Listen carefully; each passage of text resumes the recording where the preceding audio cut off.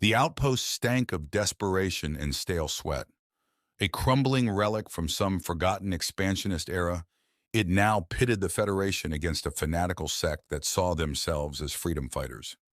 Diplomacy had failed spectacularly, and Eric's team was the last desperate gambit.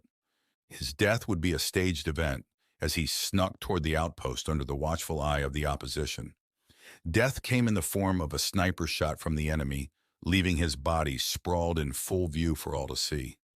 Then the waiting, those endless seconds when his heart was a traitorous drumbeat echoing in the eerie silence of his forced non-existence, while his squad monitored the enemy response from hidden positions.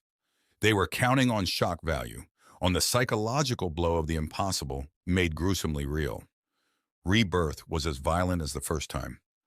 Eric's lungs burned, his body convulsed, a scream tearing from his throat even as his mind struggled to reassert control.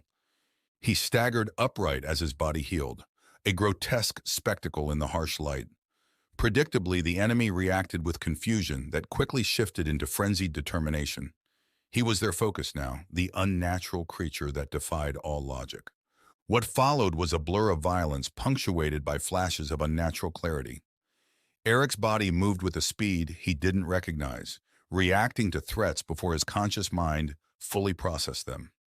The echo of his former platoon's combat drills ran through him, but now it had a terrifying edge, honed by the cold efficiency of death and forced resurrection. He took a shot that would drop a lesser human, the force of it knocking the breath from what were supposed to be non-functioning lungs. Panic flared, both irrational and animalistic. He shouldn't feel pain, shouldn't be able to bleed this profusely. They had promised him that much. His rage ignited. It was a vicious thing that overrode logic. The enemy wasn't just a target.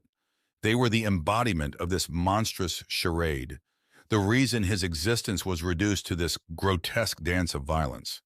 He fought like a cornered predator, feeling bones crack under his blows. The hot spray of blood was a perverse affirmation of a life he barely clung to. He tore through the complex with unnerving speed, leaving no enemy opposition for the extraction squad to deal with. Then, as abruptly as it began, the mission was over. His squad, hardened veterans all, watched him with a mix of awe and deeply unsettling pity. They'd secured both the hostages and any enemies lucky to live still for future interrogation, all thanks to the horrific spectacle their lieutenant had become. And they later realized aboard the transport shuttle that during this mission, Eric had taken out the entirety of the fanatical sect, all without drawing his weapon, his pistol's safety having never left the on position. The silence in the transport back was deafening. Plague Squad, the ones he'd take a bullet for, who'd done the same for him countless times, now looked at him as if he sprouted another head. It was worse than fear, worse than pity. It was a dawning revulsion, a realization that even within the brutality of war, there were lines no sane soldier should cross. "Hey, LT," one of the Plague Squad members finally drawled, his voice laced with a mocking edge.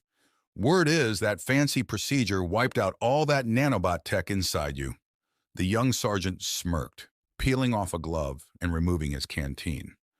As he held it with his bare hand, the metal slowly warped and disintegrated, a testament to his corrosive abilities. The lieutenant flinched, looking away in a flicker of shame. "It's true," he admitted, his voice barely above a whisper. "My old abilities are gone. It seems I've traded them for something new. Something not dependent on tech."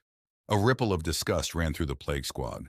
With their nano-infused bodies and unnatural powers, they were considered humanity's elite.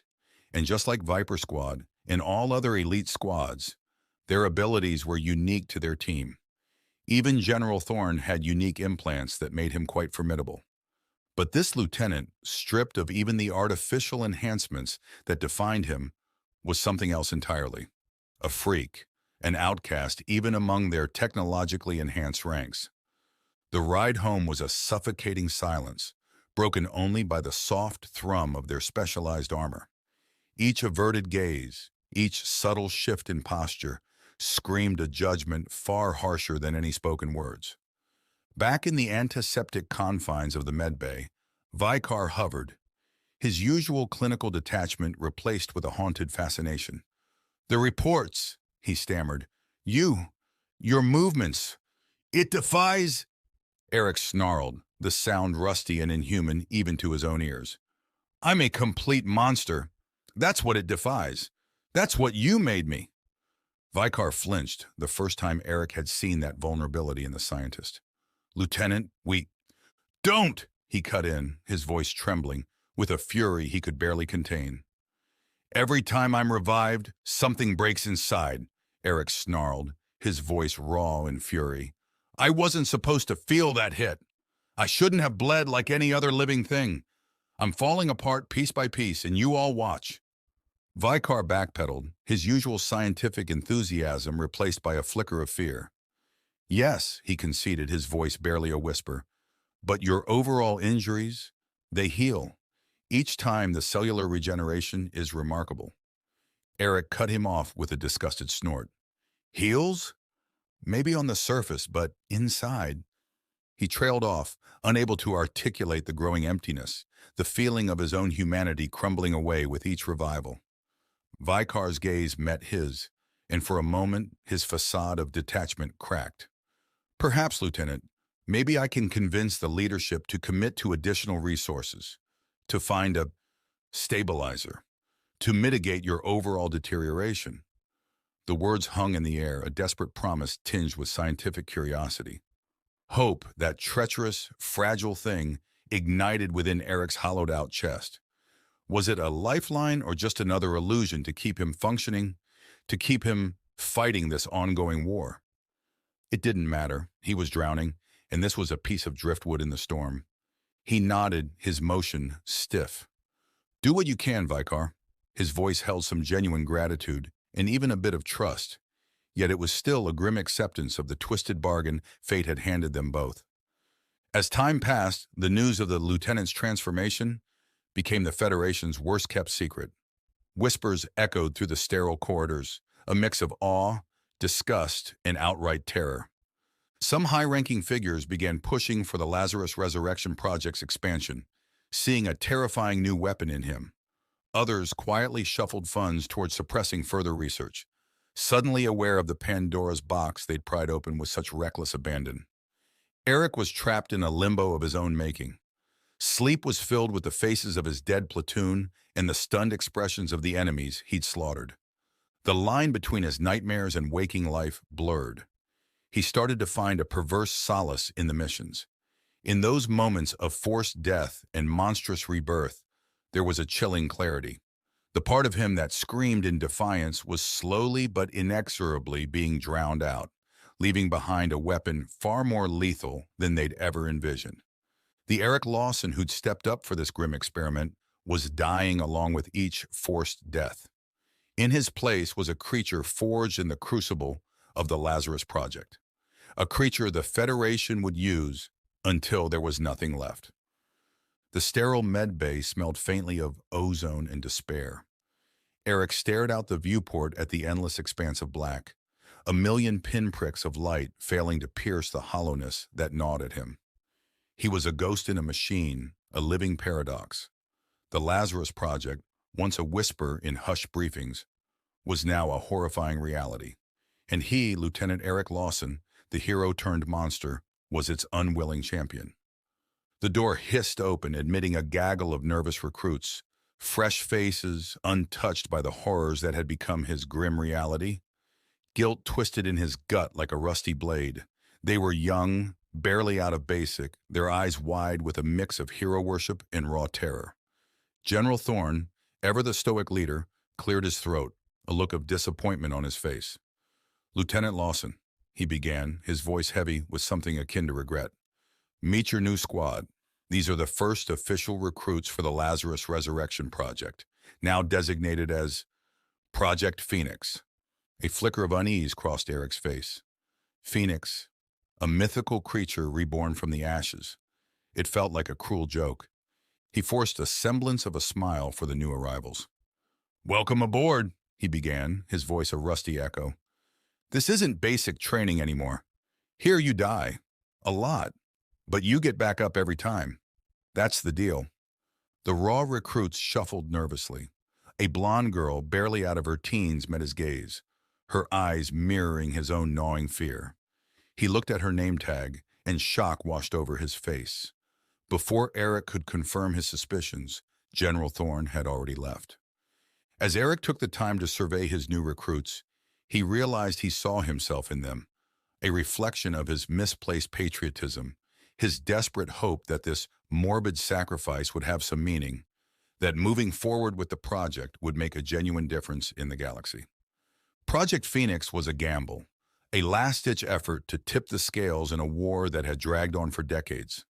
The Federation needed a surgical knife, a group willing to slip behind enemy lines, cause havoc, and die with impunity.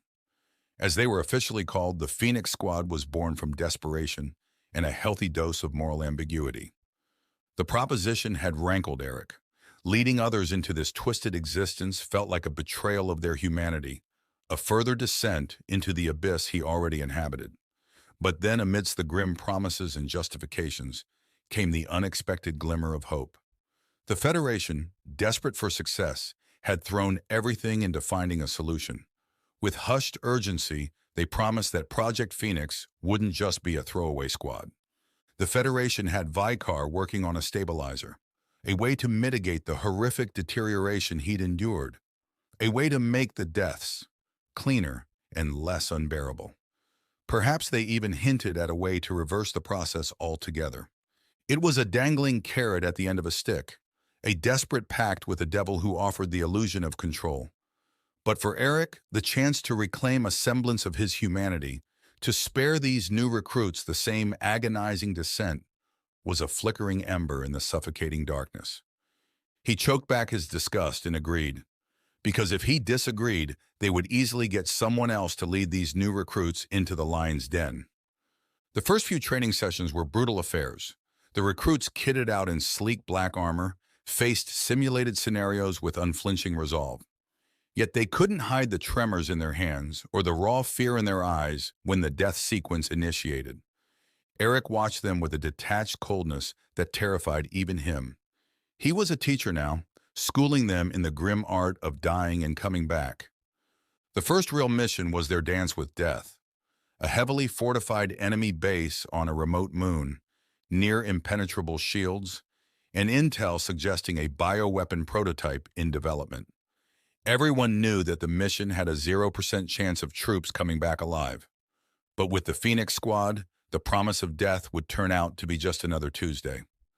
As they hurtled towards the moon's surface, Eric felt a flicker of something akin to camaraderie. The recruits, pale but determined, strapped themselves into their pods. The blonde girl, Sarah, met his gaze, a steely glint replacing the earlier fear. He offered a curt nod, the closest thing to encouragement he could muster. The drop zone was a hellscape of craters and scorched earth. They infiltrated the base with practiced ease, their movements a deadly ballet honed in the sterile training grounds. But the base bristled with defenses, and the inevitable happened. Sarah, caught in a hail of laser fire, crumpled to the ground. Eric watched, a cold knot forming in his stomach, as the medic triggered the Lazarus protocol on her young body. He felt a surge of something akin to pity, a sliver of humanity battling the growing numbness within him. When Sarah's eyes fluttered open, a look of raw terror replaced by a chilling acceptance plastered her face, and Eric knew they had crossed a line. He wasn't just a soldier anymore.